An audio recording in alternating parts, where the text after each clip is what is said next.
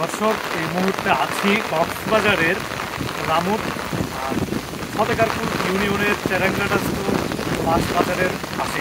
আমার ঠিক পেছনে দেখতে পাচ্ছেন আমি এই মুহূর্তে অবস্থান করছি বাঁকখালী নদীর পাড়েই।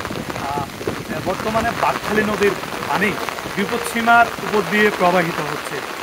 ইতিমধ্যে আমরা কক্সবাজারের সহ রামুর বিভিন্ন এলাকাগুলো দেখেছি যে ইতিমধ্যেই পানিতে তলিয়ে গেছে শতাধিক গ্রাম, পানিবন্দী হয়ে আছে হাজারো মানুষ। আমরা ভারী বৃষ্টিপাতের ফলে কক্সবাজারে রোহিঙ্গা ক্যাম্প এবং ঝিলংজা ইউনিয়নে শিশুসহ 6 জনের পাহাড় ধসে মৃত্যুর খবর আমরা জানতে পেরেছি। এছাড়া রামুতে বিভিন্ন ইউনিয়নে ইতিমধ্যে পানিতে তলিয়ে গেছে শতাধিক গ্রাম। কেউ কেউ ইতিমধ্যে নিরাপদ স্থানে তারা সরে গিয়েছেন। আমার ঠিক পেছনে দেখতে পাচ্ছেন নৌকা নিয়ে ঝুঁকি নিয়ে পারাপার করছে স্থানীয় মানুষ, যাদের ঘরবাড়ি ডুবে গেছে। তারা নৌকা করে স্টেশনে গিয়েছিল এবং সেখান থেকে প্রয়োজনীয় খাদ্য সামগ্রী এবং ওষুধপত্র নিয়ে বাড়ি ফিরছে না। একমাত্র ওয়ালটন এসি দিচ্ছে 1 বছরের রিপ্লেসমেন্ট গ্যারান্টি।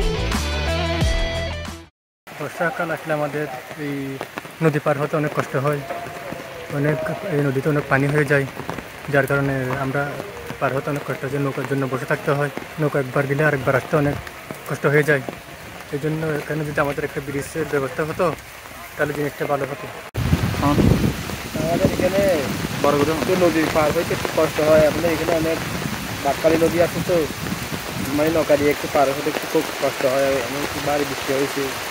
আমাদের এখানে অনেক বৃষ্টির কারণে ঘর বাড়ি ঢুকে যাচ্ছে, আর নদী পার হতে অনেক কষ্ট হচ্ছে, ঘর বাড়িতে অনেক ক্ষতিগ্রস্ত হয়ে যাচ্ছে, আর ক্ষেত কামারে অনেক ফসল বাড়ি নষ্ট হয়ে যাইতেছে।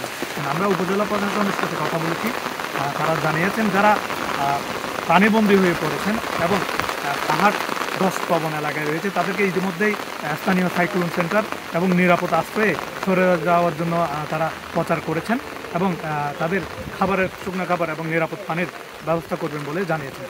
দর্শক, এ ছিল কক্সবাজার এবং রামুর সর্বশেষ পরিস্থিতি।